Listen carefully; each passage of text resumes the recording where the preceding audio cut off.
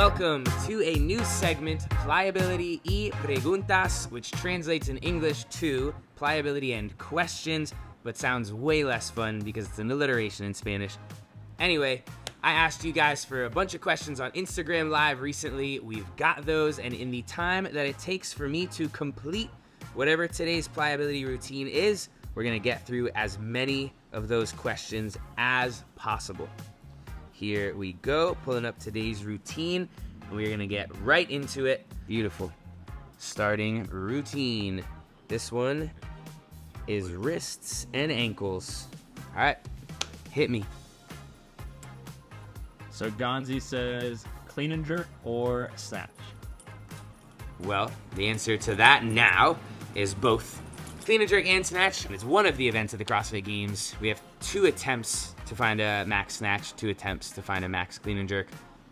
If I had to choose which one I would rather it be, I would probably say clean and jerk. Would you ever dabble in a triathlon style of fitness? I actually would definitely be interested in other types of fitness. I have toyed with the idea of once I officially retire fully from CrossFit, spending 5 years on exploring a bunch of different sports, basically one sport per year, and kind of competing in whatever that sport is. So, for example, year 1 doing only Olympic weightlifting and doing an Olympic weightlifting meet at the end of the year.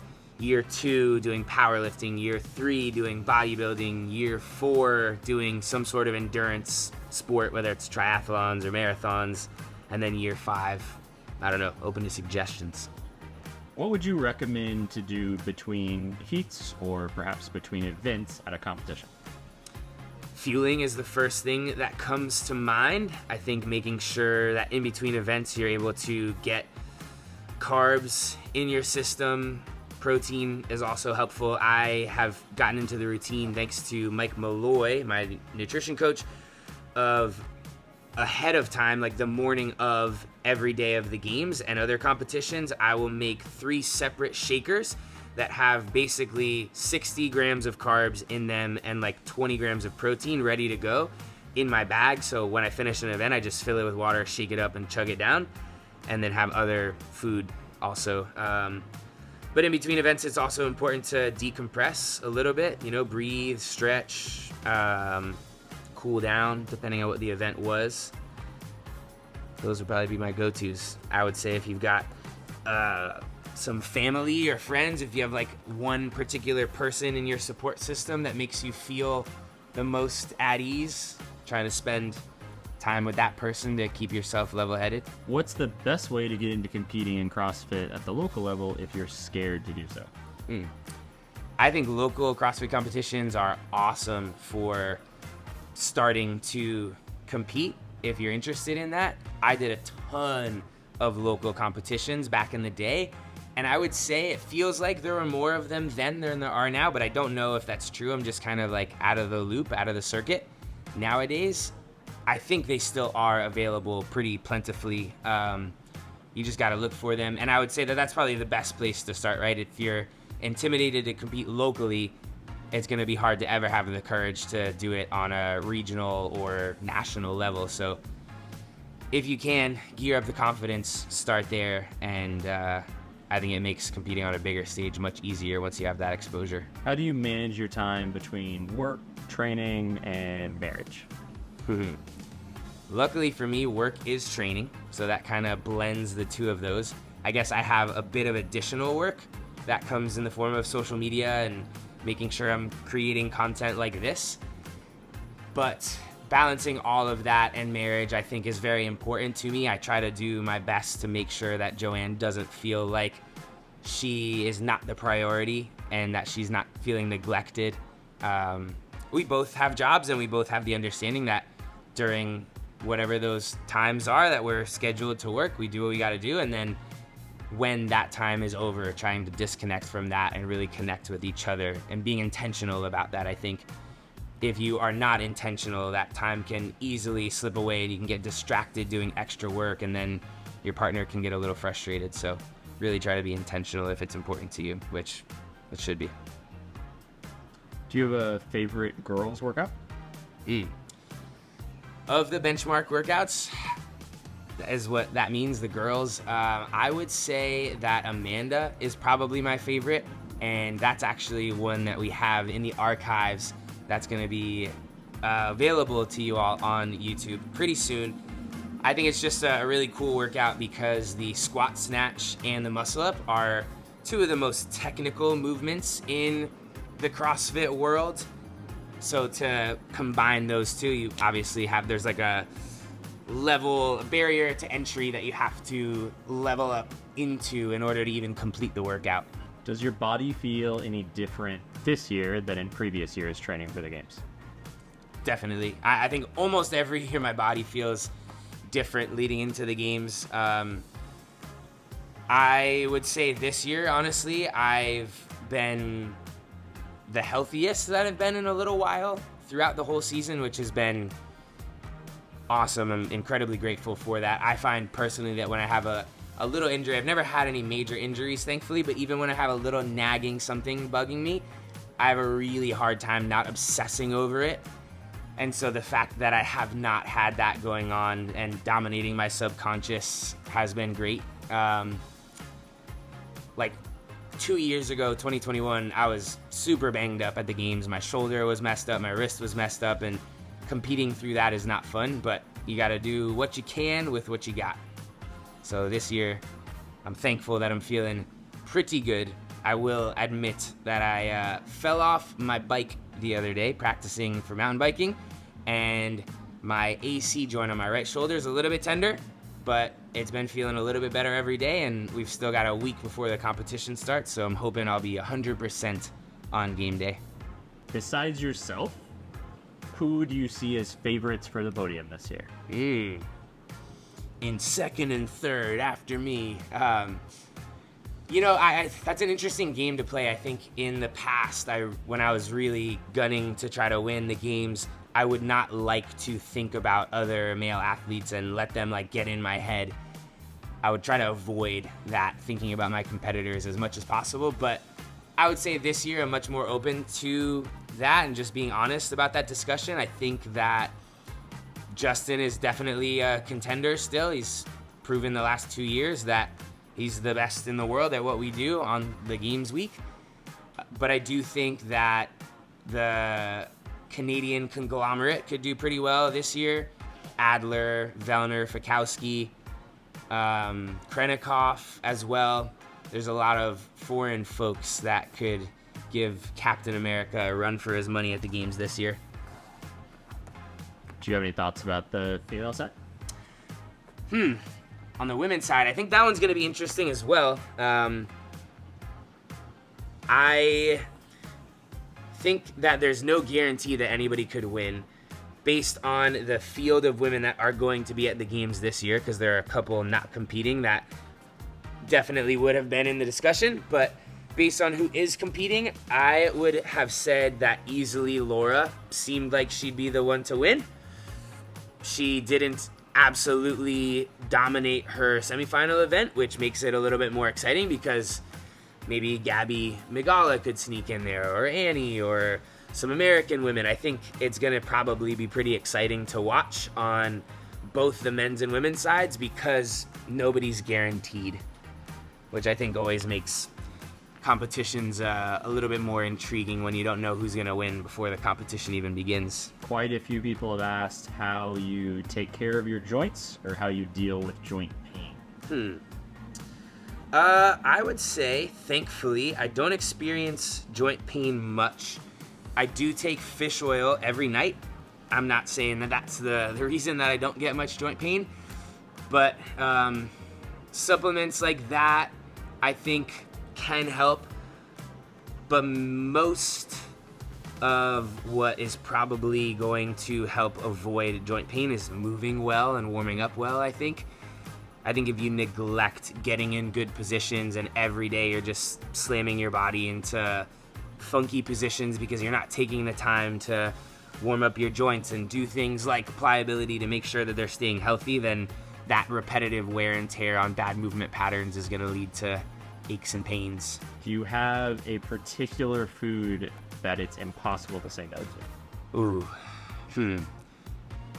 My friends and I, mainly Alex, Evan, and Aaron, have been participating in No Sugar July, which has been tough because I do have a sweet tooth. I'm really craving cereal. I want Captain Crunch badly. I saw Sam Dancer post on his story the other day that he was eating some Captain Crunch, and I was like, oh, after the games, I'm getting some Captain Crunch. But most often, this sounds silly, but I have a Honeycrisp apple every single day. It's almost like part of my routine in my breakfast, and I feel like it would be very hard not to have an apple because I like them so much. It's not as fun of an answer as like pizza or ice cream, but I've been saying no to those for a month, so. What location have you not traveled to that you would most like to visit? Iceland is a place that a couple of my friends just went and visited, and I saw some very stunning photos of. I'd love to go there someday. We've gone to Europe a couple of times. We haven't spent too much time in Latin America. I know there's a lot of Latin American countries that we get encouraged to go visit quite often, like Chile, Argentina. I have been to Mexico. I'd like to go explore more of that. I don't know. There are definitely many, many places in the world that I'd like to travel. I would say New Zealand is one that we've never been that we'd love to go to someday. Places that I think have stunning landscapes intrigue me more so than like cities and stuff, because we live in one of the coolest cities in the world already, I think. Quite a few people have asked how your Spanish learning is going, and a number of people have also asked, are you visiting Spain anytime soon? I actually will be going. Yo voy a Madrid soon. Gracias. Chandler and I are going to compete with two ladies on a team at the Madrid Championships in the middle of September. Annika's also going out to compete individually. Travis Mayer's competing individually, so I think that's going to be a lot of fun. My Spanish, I definitely need to get back on track with. I was on an 88-day streak on Duolingo and felt very consistent and like I was really learning. ¿Cómo se dice? I am learning, aprendiendo. Would you say yo soy aprendiendo or? Estoy. Yo estoy. You don't even need to say yo, just estoy aprendiendo. Sí.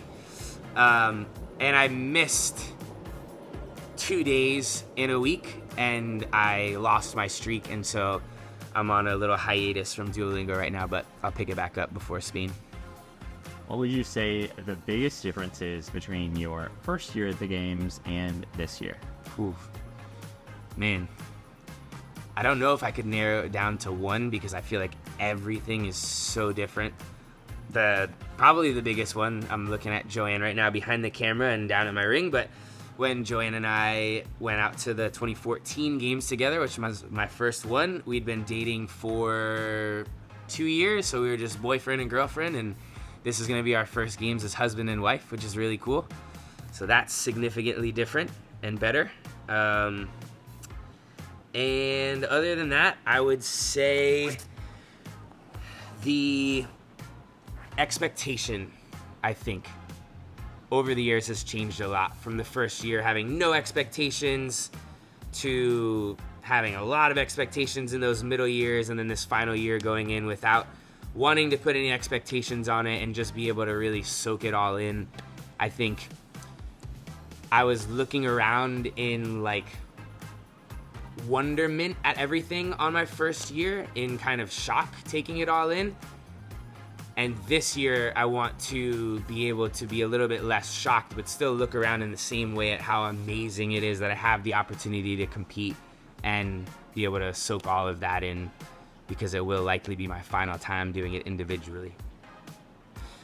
The routine has ended, so theoretically, that's it for our questions. We can transition to the plunge and do a quick little rapid fire 2 minutes there. Let's do it. Here goes everything. 2 minutes starts now. Hey, Max. Do you have a best friend in the CrossFit space or someone you're closest to? I would say that Chandler Smith, Travis Mayer, and Will Morad are probably my best competitive CrossFit athletes that'll be at the games. Annika Greer is one of my other best CrossFit friends, as well as Aaron Helmley. Just could go on and on, but we'll cap it there. Favorite smoothie recipe? Peanut butter, banana, chocolate protein, ice, oat milk. How many calories do you consume a day? About 3,600. You gonna run it back with the boys at Wodapalooza 2024? That's the plan. Chipotle or Qdoba? Chipotle. Favorite CrossFit Games event ever? Ooh, man. Mary. Easy answer, that's cheating.